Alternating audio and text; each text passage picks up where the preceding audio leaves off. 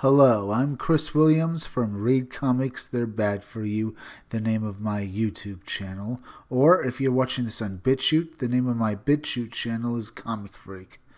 Today, we're going to be reading this article about how Kevin Feige, now in charge of Marvel, movies, TV, and comics. Yeah, Disney has decided to put Kevin Feige in charge of everything that is related to Marvel, and he's soon going to be in charge of Star Wars, because they say Kathleen Kennedy is on her way out. So let's read this article and see what's up. In a major move and one I have been recommending for years, though may now be regretting, Disney announces that Marvel Studios president Kevin Feige will now be in charge of all things, movies, TV, comics, and creative. It's reported that Marvel Studios president Kevin Feige will also have the title Chief Creative Officer with Marvel and will continue to oversee the MCU with the new responsibilities, including being in charge of Marvel TV and publishing comics. It's further reported Marvel TV and animation will move under Feige Marvel Studios banner. The previous setup at Marvel was that Feige was in charge of Marvel Studios while eccentric billionaire Ike Perlmutter was in charge of everything else, which included Marvel TV, comics, gaming, licensing, and merchandise. Perlmutter is said to still be remaining on as Marvel chairman and will be in charge of publishing, operations, sales, creative services, games, licensing, and events. Marvel has a new structure under Kevin Feige.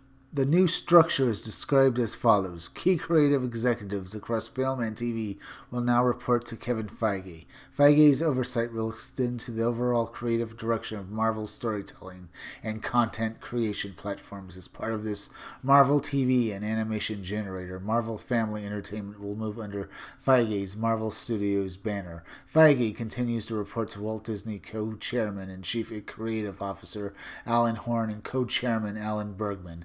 All film and television production and the creative aspects of publishing come under Feige. Head of Marvel TV, Jeff Loeb, reports to Kevin Feige. Feige is now truly the leader of everything under the banner of Marvel. Under Disney, of course, but he now controls what TV shows and comics are to be made, and under his leadership he might be able to turn Marvel Comics around. I have my pros and cons about this, and I'm not so sure he can do this. But continuing on with the article, Dan Buckley will continue as president of Marvel Entertainment and will have a dual reporting structure going forward, reporting to both Kevin Feige and Ike Perlmutter. Former Chief Creative Officer of Marvel Entertainment, Joe Quesada, is now the Executive Vice President Creative Director for Marvel and will be the creative lead for Marvel Entertainment, reporting to Buckley. So, you gotta wonder what Ike Perlmutter feels about all of this. I think he probably feels somewhat put out, because he sounds like he's in the same position Kathleen Kennedy is over at Lucasfilm, where she's basically been reduced to his figurehead. And, well, probably soon to be replaced. Now, I don't know how they're going to replace Ike Perlmutter if Disney can somehow buy Marvel from him completely, because he is a billionaire after all. He's not an employee of Disney after all, and I don't know how this is actually going to work. But it sounds like things are heating up over there of Marvel Studios and who truly controls the Marvel merchandise and IP. And I don't really envy that Dan Buckley, since he now has probably, well, run between both of the head executives of Marvel Studios, Ike Perlmutter and Kevin Feige, and they'll probably end up nearly driving him insane from the sound of it. Because there must be some animosity between Ike Perlmutter and Kevin Feige now, and I don't really envy that Dan Buckley guy. Kevin Feige, the man at Disney and Marvel. So basically what this means is that Kevin Feige will be the #1 creative decision maker at Marvel and only has to report to the two top Disney execs, CEO Bob Iger most likely too. What is interesting about this news is it also comes following Kevin Feige having been announced to be tackling Star Wars, with rumors offering Feige may replace Lucasfilm president Kathleen Kennedy. So Feige could be in charge of all things Marvel and Star Wars in the near future. The news of Marvel TV now falling under Feige is interesting as well, as it follows the Marvel TV Ghost Rider Hulu series cancellation, with rumors offering Feige once Ghost Rider in the MCU movies. I really don't like this. I don't like the idea of Kevin Feige controlling so much media, just like Disney controlling both Star Wars and Marvel comics. I just like this idea because I think it makes him too powerful. Not really. He's only controlling the IPs of both very prominent franchises, but still he could end up doing something bad and not making any real good, creative decisions, and basically both series could end up stagnating. I mean, Star Wars is basically stagnating, but I don't know how much worse it could be with it all being controlled by one man like Kevin Feige, even if he has done well with the MCU. Another interesting tidbit is that the news follows the cancellation of Marvel TV Network shows such as Daredevil. A previous rumor offered that Marvel was responsible for the cancellations and not Netflix, which I agree with, and think Feige was behind as Disney Plus is launching. While we are on the topic of rumors, a recent rumor offered that Feige and head of Marvel TV Jeff Loeb have amended their relationship, which may mean the Netflix Marvel TV actors may be coming to the MCU. As it has been said, Daredevil and more will be coming to FX. The move is also announced less than a month prior to the launch of Disney Plus on November 12th. And also follows the Disney acquisition of Fox Studios, which includes characters such as Deadpool, Fantastic Four, Wolverine, and the X-Men, now being part of Feige's MCU.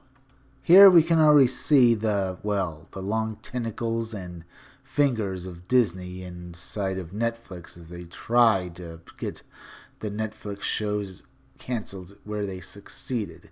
Now we can see all of the properties being owned by one company and basically then given off to Kevin Feige has made it possible for Kevin Feige to, start introducing agendas like the ones that were introduced in Captain Marvel, or whether the entire, dumpster fire that was Captain Marvel, which was not a horrible movie but wasn't a good movie and was just an even watch through all of it. Well, even being that nothing actually happened in it, even when extraordinarily bad things as well as truly, not very eye-catching special effects when the hero powered up using her powers were just, lame and not very entertaining to watch. And that's why I have a fear of Kevin Feige now basically heading everything, including Star Wars, over at Marvel Studios, because I'm worried that it's going to be nothing but a, dumpster fire after dumpster fire with every new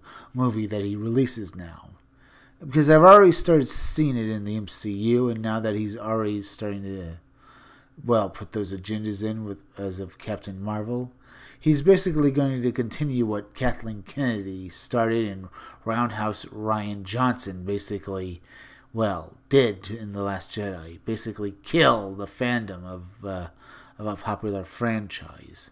And I have to say, this is truly worrying. Even though Kevin Feige has done nothing but make, mediocre to good movies, they have been basically good. Not great, but watchable and enjoyable, at least by a great many of people. I've basically only enjoyed a few of them. I enjoyed Ant-Man, I enjoyed the Iron Man movies, except for really the third one. And of course, Guardians of the Galaxy. Well, the first one. The second one I thought was just basically a retread of the first movie. But I did enjoy them. And that's why I fear with Kevin Feige putting agendas now into the MCU that he's basically losing his way. He's become another rich executive and will no longer get anything that's really good. And now that he's also heading most likely the Star Wars franchise, if he keeps on his current path, then most likely nothing will change with Star Wars and it will continue to fail. And I have to say that's a good thing because these big franchises, we don't really need them anymore. We've seen the end of it with Endgame, and Star Wars should have ended with Episode 6. So on a final note, I'm worried that Kevin Feige will just no longer be able to cut it, and that we will have to suffer through even more SJW comic books, but only this time in movie form. So, if you like this video, subscribe. Make sure you're still subscribed, because YouTube is going around unsubscribing people, so make sure you're still subscribed. If you're watching my videos but you have not subscribed, please subscribe to me. Subscribe to my YouTube channel, Read Comics, They're Bad For You. Then go over to BitChute and subscribe to my BitChute channel, Comic Freak. Hit that bell for notifications, hit that like button, and leave some comments down below. And also, could you please share this video, share it on Twitter, and share it on Facebook, because YouTube is not going around promoting their YouTube creators anymore, and it would really help me if you could please share this video. Now I'm going to plug for my independent comic book again, so, well, keep listening, because keep checking back in future videos for more information on my own upcoming independent comic book, Scumdogs. I'm Chris Williams, and I'll be back again tomorrow with another video or review.